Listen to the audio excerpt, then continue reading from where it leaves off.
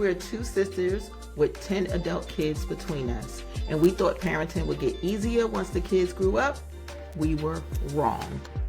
From navigating careers, relationships, and moving back in, adult kids bring a whole new set of parenting challenges. Join us as we share real stories, Lessons learned, and plenty of laughs. because parenting doesn't end, it just changes. These can't be my kids, But they are. Don't forget to follow, Like, comment, share. subscribe, You can find us on YouTube, Apple, Spotify, and everywhere you want to be. So my son called me a bitch and a whore this weekend. Wait, so this is how we start an episode. Yeah, because it's the truth. I just want to say hi, y'all. It's Leela. No, my No. son called me a bee and a whore this weekend. And considering that this is what this show is about, talking about things that are normally not said, I wanted to start it off that way. That's what he did. So what happened that caused him to do that? You know, and I don't want to say like, what did you do, right? Because that's commonly what people be like, oh, well, what did you do? So what happened that made him feel like it was okay? I guess I don't know. Was it okay to call your mom a bee and a whore? Yeah. What happened? I could tell you this. Nothing happened that would put him in a position to do that. And I don't think there's anything that could put him in a position to do that, but he felt it was. Basically, he did something foul to somebody else. They called his siblings and me. I called him to say, hey, what happened? And he began to scream and holler and go through all this. So you were put in a situation where you were trying to clean up a mess he made because somebody else reached out to you. I don't even want to say clean up. I just want to ask what happened, really much. Okay. So you called him just to say what's going on. Yeah, what's going on? Okay. So I hung up the phone with him, and at that moment, I was like, okay, you lost privilege to talk to me for a few days, because he was yelling and screaming. 3 days later, he calls me back, and I don't pick up the phone, but he calls me 5 times back to back. So now I'm thinking something's wrong with my grandson. I pick up the phone, and he is screaming about 1999. Not so the something year. that happened a long time ago. No, not the year. $19.99. Oh, okay. Look, I'm like, I'm like, wait, when was he born? I'm trying to regulate the year of his birth. Okay. So he is calling me saying that I stole, or my Apple Pay took $19.99 from him. So your Apple Pay, right? Okay. Why would it be your Apple Pay? Because some kind of way our Apple Pay is connected. I don't know. It's a whole story behind that. Okay. So anyway, I'm like, I didn't take $19.99 from you. I don't even have a subscription for $19.99. And then if you look at my Apple Pay, it says no $19.99. So I sent this to him, and he was like, well, you better give me my effing money. So at this point, okay, I guess I'm just gonna look shocked, y'all, this whole conversation. So at this point, I'm like, and if I don't, what you gonna do? Because now I'm like, how dare you? And so I'm like, if I don't, what you gonna do? And he was like, you better give me my effing money. I said, get on the plane and come to Texas, come get it. I mean, just the demand, just the audacity of the language, right? Like, I know a lot of adult children use language, you know, around their parents, because that's just kind of sometimes how they talk, right? So I'm not even trying to say it can be disrespectful if that's not what your household looks like. But if your household is comfortable with that, then it's not disrespectful. Like, my kids will occasionally use cuss words around me. They not at me, around me for sure, but not at me. So I'm on the audacity right now of all of this, and I know we don't have audacities this year, or this season, but audacity of calling you a bee and a whore, audacity of come give me my effing money. Here's a I ain't even finished, right? You ain't even finished. I ain't even finished. First of all, mind you on a phone that I paid for, that you've had for 3 years. You ain't paid a phone bill in 3 years. Okay. So you on my phone. Exactly. Okay, so there's so many audacities here. So then he goes on and he continues to scream and holler. So then he goes from this $19.99 back to the event that happened 3 days prior. Okay. And he was like, you ain't nothing but a rat. And you just like your BA son. So and what happened 3 days the prior? 3 days later when I called him to ask him what happened with his friends. Oh, right. okay. So okay. he's he tying. Oh wait, because 3 days earlier was the phone call of Right. what happened with this person. Right. Then he called about his 1999. Right. Okay. So So then- different days, Yeah. but it's all Tied in together. got it. So he's hollering and screaming. And then he ties it to your son, to the other son. To my other son, my youngest Okay, son. the So- youngest one. So he's like, oh, you just like him? And I'm like, so I'm still in the mode of tit for tat, petty for petty. Because to be honest, this ain't the first time he's done this. Okay. Right? This is not the first time that he's called me out of my name. So at this point, I'm kind of numb to it at this point. And so my response to him is like, I would be talking to somebody in the street. Like, okay, so he was like, oh, you just like your BA son. And I said, well, you just like your BA daddy. Okay. And so he comes back and he says, yeah, but that's the reason why my father busted you up in your face, because you wasn't nothing but a whore anyway. Okay, so now I'm a whore. And I deserve to get busted in my face. Right. Because I'm just like my BA son. Yeah. And all right.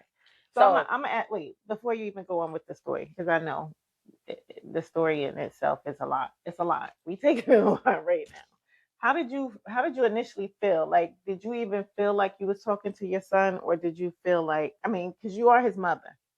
So when he first said all of this to you, like, what feelings were coming up for you? Anger. Just anger. You was just mad. I was just angry because, as I said before, he's done this before, right? He's never, and not to say it makes any difference, he's never called me a whore before. He never, he's called me a B before. So this conversation was, oh, I know how this conversation will go. So I was angry, but I wasn't there yet. Okay. So at this point, I hang up the phone and he proceeds to call the group chat. He calls the group chat, and in the group chat... Group chat includes who? Before I take my sip, y'all. It includes me and the rest of his siblings. Okay, so family group chat. Right? So he's in the group chat. Everybody comes on, and all they hear is, I promise you, I swear to God, y'all never see me again, or my son. And so everybody like, what's going on? I'm not saying anything at this point. So nobody else knows what's going on. They like, why he on here yelling? But again, this behavior has occurred before. So they're not really shocked. They just like, all right, what he yelling about now? Right. But at this point, he keeps going further. You're a B, you're a whore. Now, are you on the group chat? Yeah. Okay. You're a whore, you've been ran through. Wait, is this a chat or like a call? This is a FaceTime group chat. A FaceTime. Yeah. Okay, so it's a phone call. Yeah. All right. I just need to clarify if it's typing or like words. Yeah, so he going in. And so my youngest daughter says, Ma, get off the phone, because he pissing me off. And he was like, he goes on. And I hang up the phone. It's at that moment that I hang up the phone that I'm like, did this kid that I just birthed into this earth call me a B, a whore, and then turn around and say I've been ran through? Like all within a matter of minutes, essentially. And I don't even know where you got that from, because all of y'all got the same daddy. So how was I ran through? Right? So now I'm in my head. So did you feel like you needed to validate what he was saying? Like when you say something like that, like y'all have the same daddy, so how was I ran through? Like, them having the same daddy really don't have nothing to do with whether you ran through or not ran through or anything. But just like, again, this goes back to the audacity. Like, as he was calling you names and saying things like, that's why my father busted your face and this, that, and the other. Like, did you feel like you had to defend those statements? Did you feel like... I did. Yes, I did. So what made you feel like you had to defend the statements that he was saying? Because the rest of my children were on the phone And I felt like, even though they knew better, I felt like I had to defend myself in those statements, because even though they knew better, this thing was happening. And I just wanted to say, I wanted it to be known, like, no, this is not real. This is not even the case. Like, even though they knew that, to me, I felt like I still needed to do that. Okay. And so that's why I defended the statement. So I get off the phone, and my youngest daughter, she's telling everybody at this point, y'all get off the phone. Just get off the phone. And then they all call me and they like, Mom, what happened? So did they call individually, or did they do another group call? They did another group call, and they asked me what happened. I give them the basis of what happened. And it was my oldest daughter. She said, he always calling you a whore. Like he said to them a lot? And so I said, but here's the crazy part. I said, no, he ain't always calling me a whore. He always called me a B, but not a whore. And as soon as those words came out of my mouth, I said, am I stupid? Right. Because now you're saying that this happens all the time. Like you're comfortable, right, with him calling you a B. Right. And this is the middle son. Mm-hmm. So, not that matters, but I'm just putting it in perspective. So he has fallen into this cycle of he just say whatever he want to say and call you whatever he want to call you. Because because he feel like he can. And you would accept it because? I would accept it because I thought it would change. I thought the nicer or the more I did for him. Well, I felt a little bad because I was like, okay, y'all didn't choose y'all daddy, I did. He's not around. So that's y'all didn't ask for that. So that's my fault. Girl. My responsibility. Did she just wait? Oh. Did she just say, okay, I'm just, I can't. Because how many of us pick a bad baby daddy? Like, that happens in life. Like, every baby daddy ain't good. There's a lot of bad baby daddies out there. And that's just so, like, I don't know. You was a good baby mama. I felt like I owed them something because I'm the one who made. Goodness. I was the one who made the bad choice, and they didn't ask for that. Right. So, and then it was, he got his own mental issues with Asperger's, but he got good common sense. And so then I know better than to call his mama a B and a whore. And so it was that. And then I was trying to fix everything for him to make it easier. And that's pretty much, why I did. So do you think anything has been easier for him? For him? Yeah, like the things that you tried to fix. Like, do you think you really made things easier for him in his life? Yeah, I did make it easier for him. Okay. I did. I mean, he didn't have to pay a phone bill for 3 years. Okay. Whenever he needed gas money, whenever he had a problem, whenever he went to court, when he had his baby mother got into it with his son, I was there. So that was giving you probably some kind of benefit. Like you felt like you were benefiting by making things easier for him, which allowed you to stay in the cycle. Like it's an abusive relationship, but the hard question is, okay, so now what? Like, so now you are sitting here. He done called you a B, a whore, said you was ran through, said you deserve to get your face beaten, all this stuff, all like in a matter of hours. Then he goes and he's on the family group chat ranting the same stuff to everybody else. So now what? And you sit back and you go, wait a minute. Did my kids just say to me that he's always calling me these names? And you said, well, no, he only always called me a B. Sounds so crazy now. It does sound crazy when you listen to it. So now what? Like what is next in this relationship for you? If now it's estrangement. Now I am going into a season of estrangement. It is, you can no longer have access to me. And not for a couple of days. You can't no longer have access to me in this type of way ever again. Yeah. So I know I told you that before, like at some point in the past, he did something crazy. And I was like, girl, you need to just let him live his life. And, it's very much easier said than done. I never make the assumption that because I'm saying it's easy for anybody to do.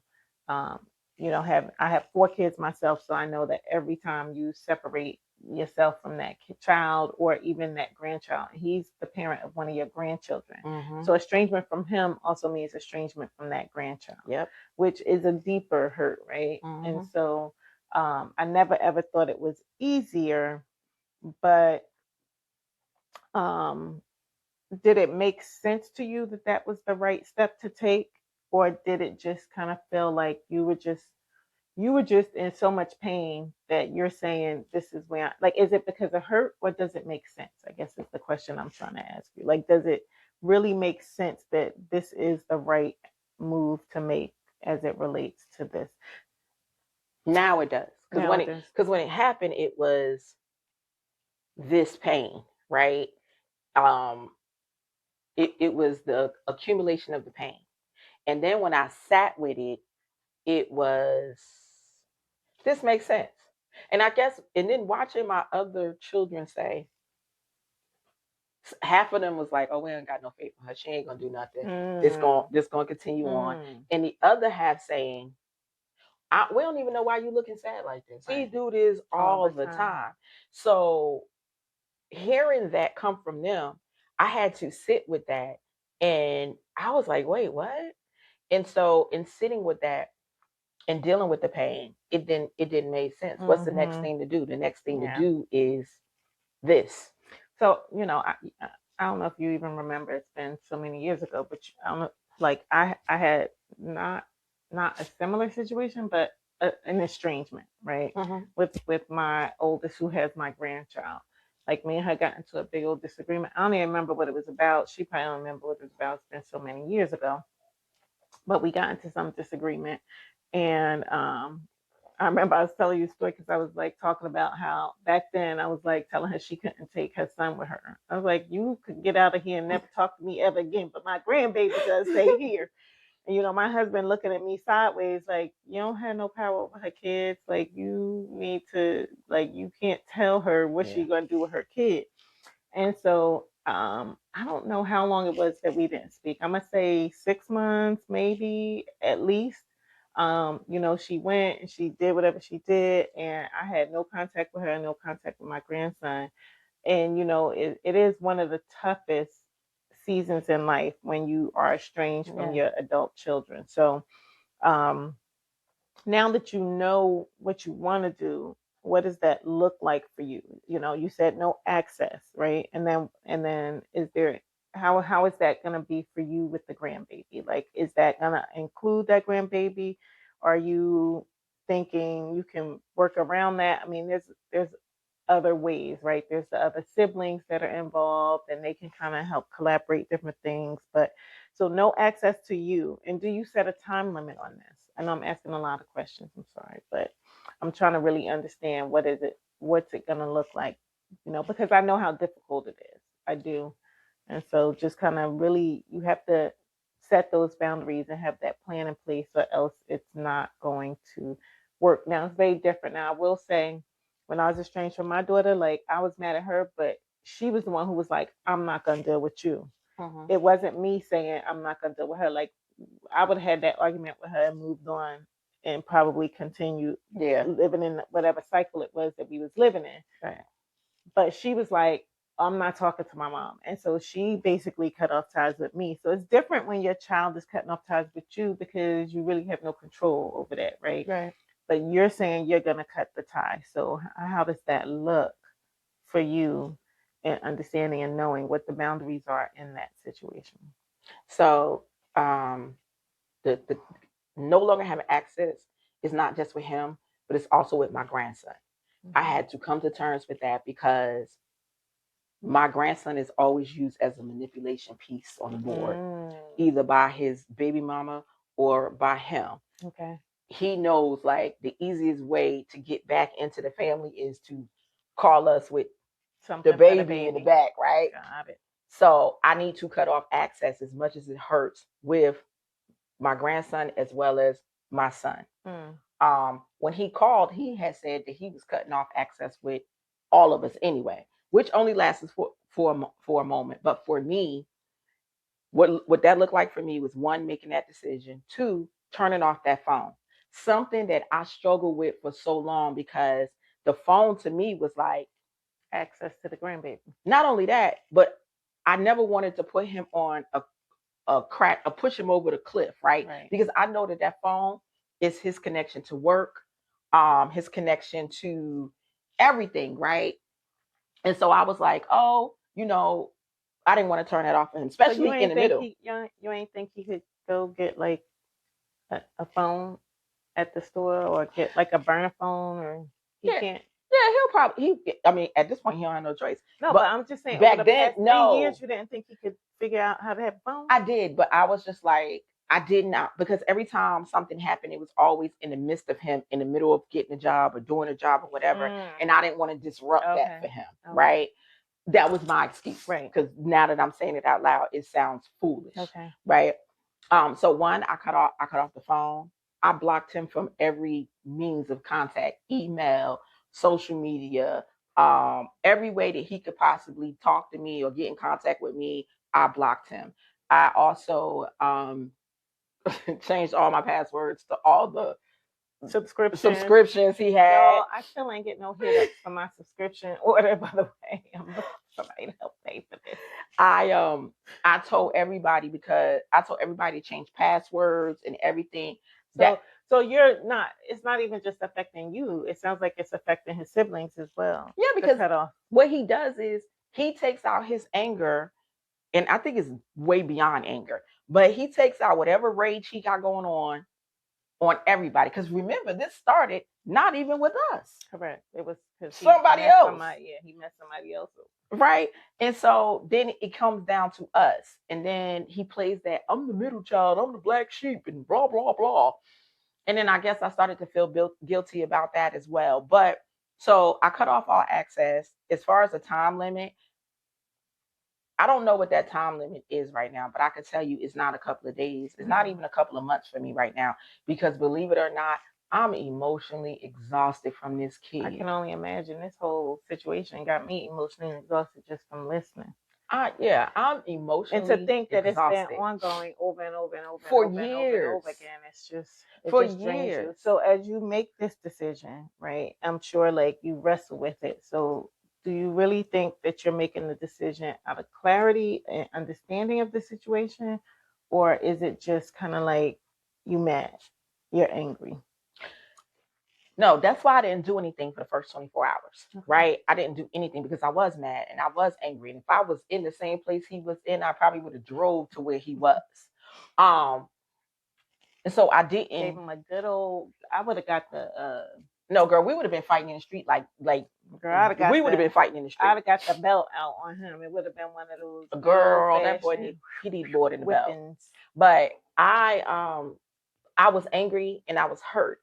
And that's why I didn't make a move for 24 hours, because I did not want to make a decision based off of anger and hurt, because I've done that in the past and it never lasts. Right. But if I make this decision out of clarity now with oh, you know what? I don't deserve this kind of treatment. This is a form of abuse, verbal abuse. It's an extension of the abuse that I had already suffered prior to, and I don't deserve it. Mm-hmm. And my peace is so important. So when I came to that clarity, I was able to make the decision that has been so hard for years to do, and that was to cut access from him to me off.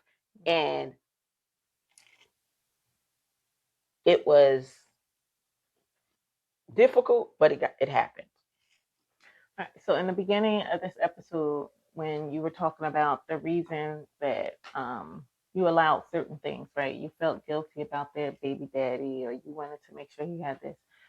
Knowing that you are going to make this cut and initiate the estrangement, because he's not.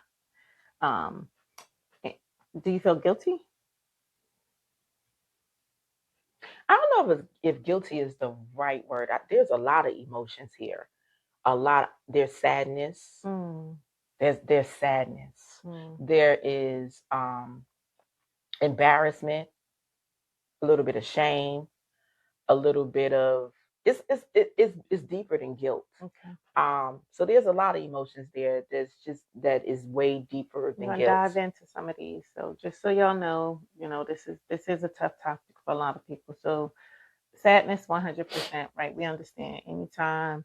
It's like losing a child, right? And so when you have estrangement, it's like a period of grief, and honesty, because something that was a part of your life that was so close to you that you love dearly is now gone, and that causes grief.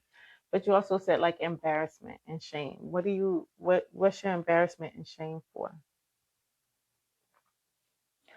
Um, that this is my kid, yo. That I brought this kid into this world, and he's an extension of me, a part of me, and he is so angry and so disrespectful. Mm. And it's just like, and for other people to see it, knowing all the things that I've done for him is embarrassing. But you do know, like with that, once they become adults, like we pour into them everything that we can, and that's what we do as parents generally. Um, but they still become their own individuals, right? And so what he has is not a reflection of you. What he has become, and it's not just you. Children are a half of each of their parents biologically. Even if they never met their biological parent, they are still have part of that parent in them because they have their genes. Then whoever they're raised by also influences that. Their environment influences that, right? Their siblings above them influence that. There's so many things that influence the way that they become as adults that you can't take that on as just you, right? It's not just being a part of you. Unfortunately, it would be nice if we could just craft them and mold them like clay and make them what we want them to be, and they go off and they be the lawyers or doctors or fire people or whatever we wish for them to be, right? Pilots, astronauts, I don't know, president, whatever those things are. Yeah, but that's not reality. That's not life, right? So one thing that I'm gonna share that I think for all parents out there, right? If you feel embarrassed or ashamed about the way your kids turn out, just take a minute and step back and realize that you are not the only influence in their life, that there's so much more that influences their lives, that it's not just you, and you shouldn't be embarrassed in the way that they turn out, especially once they become adults. Because I say even teenagers. I mean, we focus on adults on the show, but even in teenage years, right? Their influences are so broad and wide that they just become sometimes nothing like what we think they should be or expected them to be. And so, yeah, this is a safe place to talk about that kind of stuff for sure. Um, but I'm telling you, like, I want, as your sister, as a parent, um, we understand that disrespect isn't something that we should just accept because it comes from our child. We know this, we understand this, and you are at a good space where with this situation. And like I said, I experienced this, and now me and my daughter are fine, right? We had Mm-hmm. that period, and she grew up some more. I probably grew up some more. It was my oldest child, so I was a young parent, Yeah. 18. So she grew up, yes, as my child, but I also didn't know how to be a parent. And so when this situation happened, and it was years ago, I don't even remember how many eons ago it was, but um, we both grew up to be able to come back together, and now we have a much better, much more respectful relationship, because what love doesn't require is that you accept disrespect, right? Mm. And so just knowing that, and you can love him without having to be in that relationship with him. You can love him through estrangement, which you will. He's always going to be your child. Always. So when you think about disrespect, and we have an audience of people here who probably have experienced some of the similar situations. I remember I used to watch Dr. Phil. Let me tell y'all.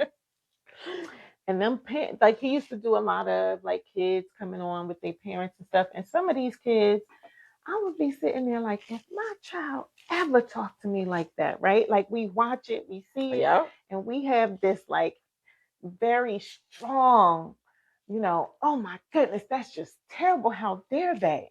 But then we find ourselves in those situations of Yes. disrespect. And so when you think Yes. about that, like what advice would you give a parent who is in a disrespectful cycle? And not just like once in a blue moon, but like a true disrespectful cycle, like you realized. And is there something that they can do to recognize that they are in a cycle? Well, one I'd say is that I never in a million years thought I would be saying that I'm about to enter the season of estrangement with my kid. That's like, what? That's actually a season, a thing that happens. Yeah. But now looking at it as I am starting to walk through it, I can't tell anybody because I'm just starting to walk through it. But what I will say is that the one thing that has helped me a lot is having support. Mm. Not people that parent bash you for what you do, but the support and really speaking to you out of love and helping you realize and recognize what is happening. And even though it took me a while to understand what was being said to me, everybody was still in place to support me. Mm. From you, my other children, other people who have seen his behavior would call and just offer me support. So if you don't have anybody around you, definitely be surrounded by support, by people who will support you, not talk about you, not ridicule you, not parent bash you, any of that. But people that will really genuinely talk to you in love, and when they talk to you, you know that the words that they're coming from is really out of love. Right. And generally those people, so that love is not just for you, that love is also for the The child, child. whatever that child is, right? Yep. Because they've obviously either been in your life long enough to know the situation, and they probably know that child and want the best for them just as much as they want the best for you. um and so I will say this one thing. I seen one of our followers had made a comment about something I said. I put up this post in reference to my son had lost access to speaking with me.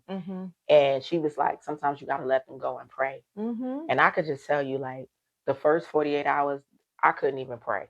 There was no words of prayer that could come out of my mouth for this situation. But now I'm in this now, and to be honest, there's still no words for real, right? Because it's not, oh God, just fix it, fix him, fix me, fix the relationship, because it's so much deeper than that, right? There's a root cause, there's other things that's going on. So now my prayer is, you know, God give me the strength to get through this season.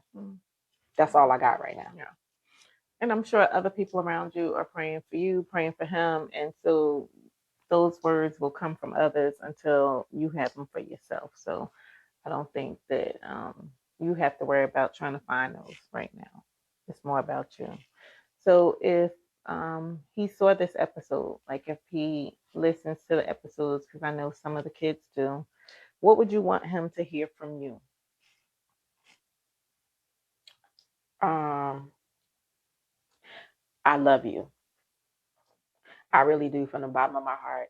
I love you. I love you to life. But I also got to love me too. And in loving me too, I have to let you go to find yourself, become a man, and recognize you. And I hope that one day we can have a relationship that is built on mutual respect, and that he could come to a place of honoring me as his mother. Yeah. I will say, I think as we have started this podcast and we see comments on our socials, that this is definitely a situation that is more common than people admit, like estrangement from your adult children. That's just so crazy to It say. is. It is. It's so crazy to say that Yeah. these kids that you watched run around, like when I look at my granddaughter now and I see all the havoc she making at almost being 2, and my daughter running around and making sure this and this, and then you fast forward 18 years later and you not even speaking to this kid. Yeah. That's just, it is unthinkable. I was talking to somebody the other day who told me that they lost their son. Not their son actually passed away, and so we were just talking about that loss and and this is why I said, like, it's the same grief that you get when you lose a child. Um, the lucky part of it is also that sometimes you can build that relationship back. Sometimes, but just like I know, there's people who still have no contact with their children after so many years, and it's very hard to build that back depending on why you lose that relationship. But I will say that I think choosing peace is not selfish. So you have to kind of know what that looks like for you and set the appropriate boundaries, and know that you always have a resource. I mean, if you don't have people in your immediate circle, that's what we're here for, because I tell you, we deal with it all. I mean, between the two of us with all these kids, there's not one thing. Well, let me think. No, I don't think. From my imagination, and I'm sure somebody could probably come up with something. But there's not many things that we haven't dealt with, especially when you talk about the age range from 22 to 38 or whatever the oldest is. Almost 40. I don't call nobody out because they be talking about, oh, you got my age wrong, but it's almost okay. 40. Almost 40. Yeah, but today was a hard conversation, but it was definitely a real one. Karen kind of started this episode off real strong. Didn't even tell me, y'all, but what happened? We persevered. I mean, and sometimes that's what this is, right? I mean, honestly, sometimes we come on here and we know what we're talking about, and sometimes we come on here and we don't know what we're talking about, because life happens every day, and life happens to us every day. And so it'd be nice if it was scripted like a sitcom or a real TV show, but it's not. This is our real lives and the people that we talk about real lives. It's real quick funny that you say that, is that all last week or the last 2 weeks we were prepping for season 3 to come out, right? And I had seen so many TikToks about people who were in estranged relationships with their children, right? And even, I have a really good friend. She hasn't talked to her son in over 10 years. They starting to talk now. And I used to always go to her, how the heck you do that? I can't even imagine. And now here we go, 2 weeks in, and this thing happens in such a way. And all I could think is, oh, you know what, God, you were preparing me. You were preparing me. Because you were like, listen, you about to go into something. So you need to see that there are other people out there that have similar stories and similar situations. And, as much as we say you're not alone, we're not alone. Correct. And this is our circle. As much as this, we're trying to make it your circle or help you with it, because we're in those same situations. Yeah. So it was just crazy that, and we started this podcast with, looking at our kids going, this can't be my kids. And that's exactly how I feel. Like, this can't be my kid. Yeah. And normally we would close out the episode with, tell me something this week that made you think these can't be my kids.